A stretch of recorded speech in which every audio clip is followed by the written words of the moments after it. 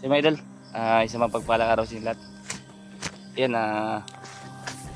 may sasabihin po ako sa inyo. Yan, si Lolo Paterno po ay binigyan tayo ng panibagong misyon na naman. At mamaya, aakyat na po tayo mga idol. Mamaya, andito pa tayo ngayon sa kapatid ko. Dumaan muna ako dito para tignan yung bihag na babae. Kaya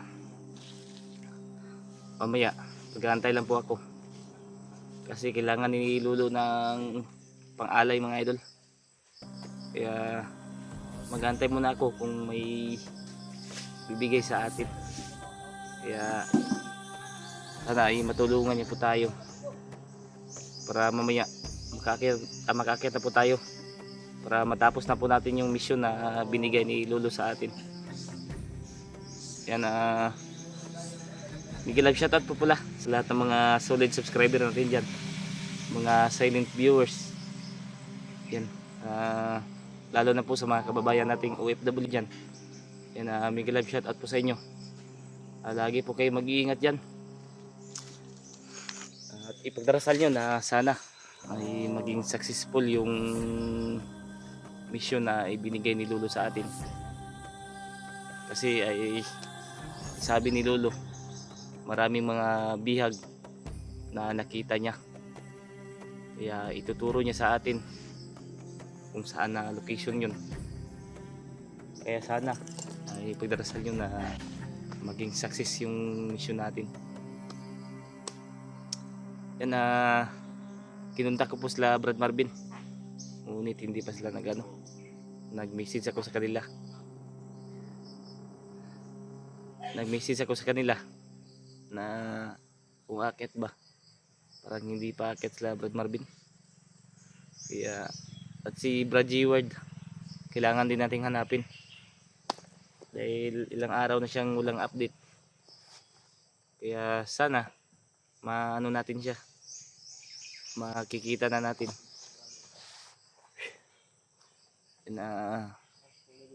Yung espada ko idala po natin. Padalhin po natin mga idol. Kung naririnig nyo ay may mga motor dito. Kasi andito pa ako sa bayan, sa kuya ko.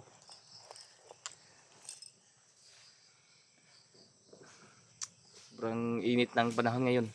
Kaya sana ay magdala tayo ng maraming tubig. Dahil yan ang importante.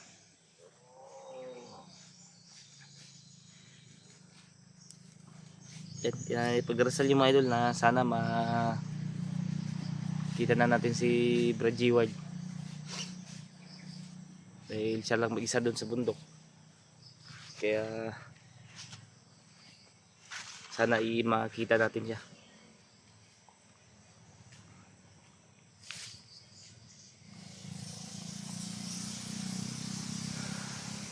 Nandito ako sa sa puno ng ng ano to tawag nito, mangga.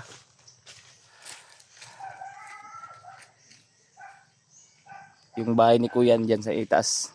Kaya dito lang ako nag-update ngayon. Dahil maraming motor doon sa maingay. Kaya maraming motor doon sa dumadaan sa bahay niya. Baka ma-copyright yung natin, yung video natin. Yan, sana may tumulong sa atin para maligtas natin yung mga bihag na sabi ni Lolo. Yan yung mission natin ngayon, na magligtas ng mga bihag. Sana makuha kagad natin dahil tutulungan tayo ni Lolo. Bago yan ay kailangan mo ng bigyan siya ng alay. Sana may tumulong sa atin para matulungan din natin yung mga mga bihag ba, lalo na po yung mga bata doon. Sabi ni Lolo, sobrang kawawa ng mga bata at may mga babae pa. Yun kasi ang madalas na tinatarget nila, yung mga babae at mga bata. Yan yung ano nila. Yan yung tinatarget nila.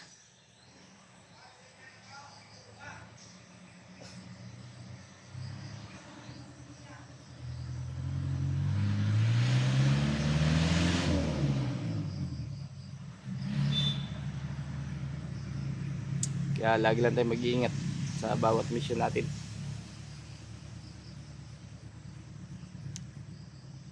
Ang sakit ng mata natin ngayon mga idol.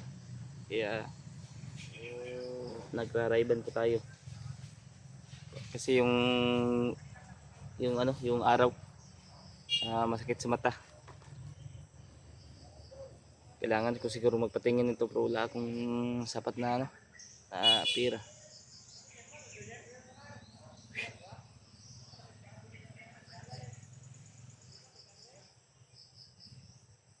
Kaya lagi lang tayo mag-iingat at lagi niyo ipagdarasal yung kaligtasan natin. Sana matagpuan din natin yung iba nating kasamahan. Kaya sana matagpuan natin sa bundok para may kasama po tayo. At huwag kayong mag-alala sa akin mga idol. Kaya po natin na mag-isa lang. Dahil sanay na po tayo sa bundok. Kaya wala pong problema.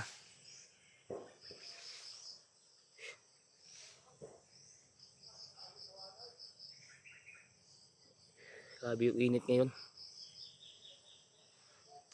At kailangan din sana natin ng idol. Yung pambili ng tubig at yung pagkain.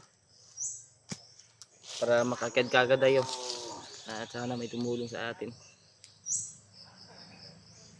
Para mamayang gabi makapunta na tayo sa area. Para ma-rescue kagad natin yung mga bihag. Dahil tuturuan na naman tayo ni Lolo kung saan banda yun.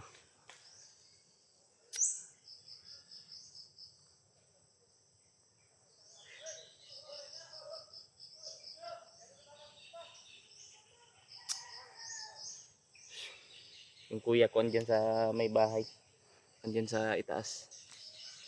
Andito ko sa ilalim dahil maingay doon at mainit. Kaya dito ako sa ilalim ng puno pasilong.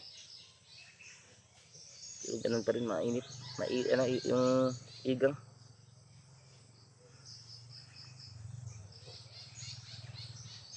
Yan good morning dyan sa sa mga supporters natin dyan sa Pilipinas. At siguro ay gabi na sa ibang bansa. Magandang gabi po sa inyo.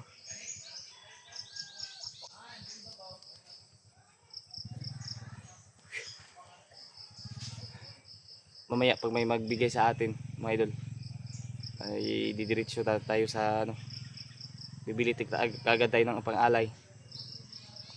At bibili tayo ng yung baon natin. Para baka makatagalan pa tayo doon sa bundok.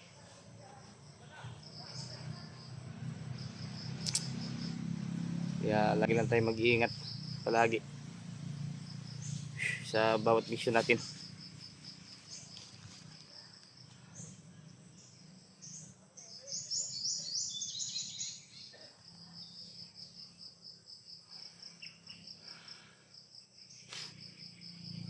May sipon po tayo ngayon.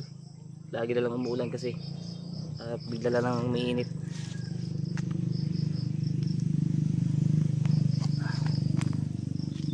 At mag-ano lang tayo, mamaya na tayo mag boots pag nasa bundok na tayo.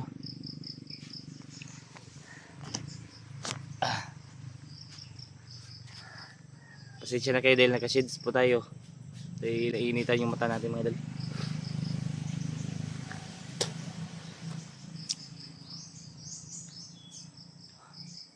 Sana may tumulong sa atin kung may maluwag-luwag dyan, matulungan tayo para makaakit na tayo kagad. Matagal-tagal rin hindi tayo nakaali kay Lolo. Kaya sana may tumulong sa atin. At yung nagbigay ng alay yung dati, ay binigay ko na yung pangalan kay Lolo. Dahil si Lolo na po yung bahala magbasbasa nyo mga idol. Basbasan po kay ni Lolo. Bawat isa sa inyo yung may nagbigay. Kaya huwag kayo mag-alala dahil binabasbasa na po kayo ni Lolo.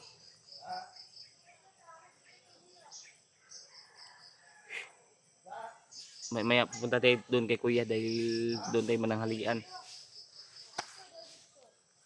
Doon tayo mananghalian kay Kuya.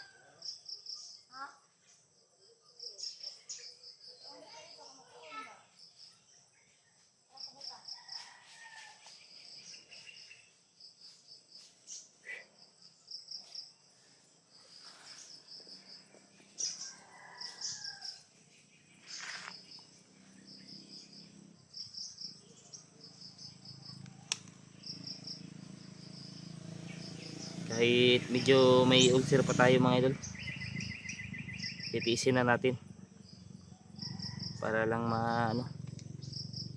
matulungan natin yung sinasabi ni Lolo na mga bihag. Kahit hindi pa tayo masyadong gumaling sa ulcer natin, kaya kailangan na natin magdala ng pagkain talaga. Yun lang yung problema natin, na sana may magbigay sa atin para makadala tayo ng marami-raming pagkain para hindi tayo maubusan kagad.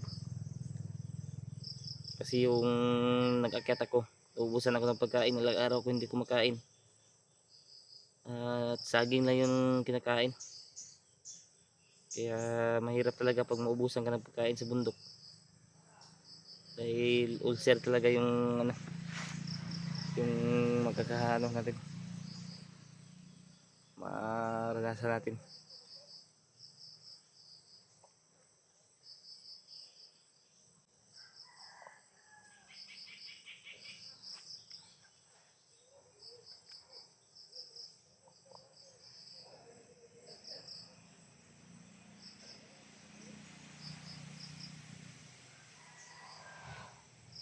May nakita ko dito mga idol. Ano kaya to? Maliit na parang garapa. Mayroong laman. Mayroon siyang laman. Maliit lang siya. Pero may laman siya na ano ba? Tingnan ko kung ano to.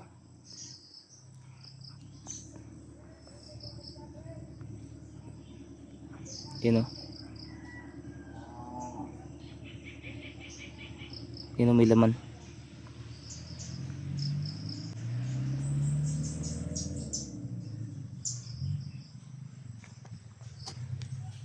Yan, hanggang dito muna yung ano natin idol, yung update natin. At sana may tumulong sa atin na pagbigay ng alay at pagbaon natin para maligtas natin yung mga biyag na sinasabi ni Lolo. Yan, Miguel Love, shoutout po ulit at magandang gabi dyan sa taga ibang bansa, lahat ng taga ibang bansa, at lagi po kayo mag-iingat dyan. Yan, bye bye po mga idol, love you all.